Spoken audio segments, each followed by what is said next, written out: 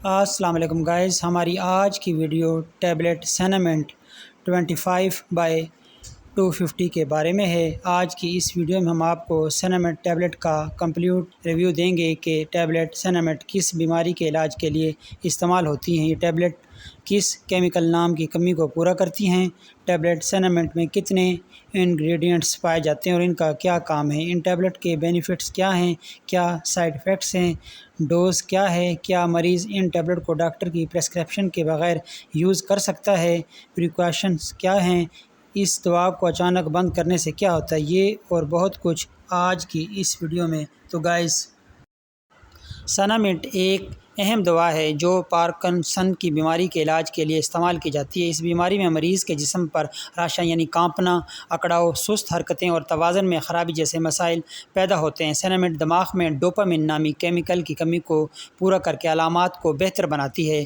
Ingredients: tablet سینامنٹ 2 فعال پر مشتمل ہوتی ہے، لیووڈوپا اور کاربیڈوپا۔ لیووڈوپا یہ قدرتی امائنو ایسڈ ہے جو جسم میں جا کر ڈوپامین میں تبدیل ہو جاتا ہے۔ کاربیڈوپا یہ دوا لیووڈوپا کے جلد ضائع ہونے کو روکتی ہے اور زیادہ مقدار میں اسے دماغ تک پہنچنے دیتی ہے، جس سے دوا کی افادیت بڑھ جاتی ہے اور مضر اثرات کم ہوتے ہیں۔ اصل میں پارکنسن کی بیماری میں دماغ میں ڈوپامین کی کمی ہوتی ہے جو حرکت کو کنٹرول کرنے والے نظام کو متاثر کرتی ہے۔ دماغ میں داخل ہو کر ڈوپامین میں تبدیل لیووڈوپا ہو جاتا ہے۔ لیووڈوپا کے جسم میں ضائع ہونے سے کاربیڈوپا بچاتی ہے، اس کے سائیڈ ایفیکٹس جیسے متلی الٹی کو بھی کم کرتی ہے۔ یوزز: تو راشا، عضلات کا اکڑاؤ، حرکت میں سستی، عدم توازن وغیرہ۔ طریقہ استعمال: خوراک مریض کی حالت کے مطابق مختلف ہو سکتی ہے، لیکن عمومی طور پر شروع میں دن میں 2 سے 3 ٹیبلٹ دی جاتی ہیں۔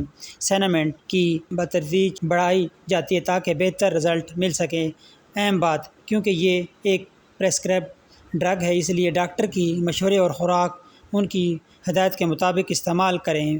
بینیفٹس: روزمرہ کے کاموں میں آسانی، راشا اور سستی میں بہتری، جسمانی توازن میں مدد۔ سائیڈ ایفیکٹس: متلی الٹی، بھوک میں کمی، سر درد، چکر آنا، نیند کا زیادہ آنا اور بعض اوقات بے ہوشی ہو سکتی ہے۔ موڈ یا رویے میں تبدیلی، جسم کا بے قابو ہونا وغیرہ۔ تو پریکاشن: جگر اور گردے کے مریض احتیاط سے استعمال کریں۔ دل کے مریض استعمال سے پہلے اپنے ڈاکٹر سے ضرور مشورہ کریں، جبکہ حاملہ اور دودھ پلانے والی خواتین بھی ڈاکٹر کے مشورے سے یوز کریں۔ دوا کو اچانک بند نہ کریں ورنہ شدید علامات واپس آ سکتی ہیں۔ دوا کو کھانا کھانے کے بعد آدھا گھنٹہ سے 1 گھنٹے کے اندر لینا فائدہ مند ہوتا ہے۔ تو گائز، یہ تھی ہماری آج کی ویڈیو، امید ہے آپ کو پسند آئی ہوگی۔ پسند آنے کی صورت میں ہمارے اس چینل وکاس میڈیکل پوائنٹ کو سبسکرائب کر دیجیے، ویڈیو کو لائک اور شیئر کر دیجیے۔ نیکسٹ ویڈیو تک اللہ حافظ۔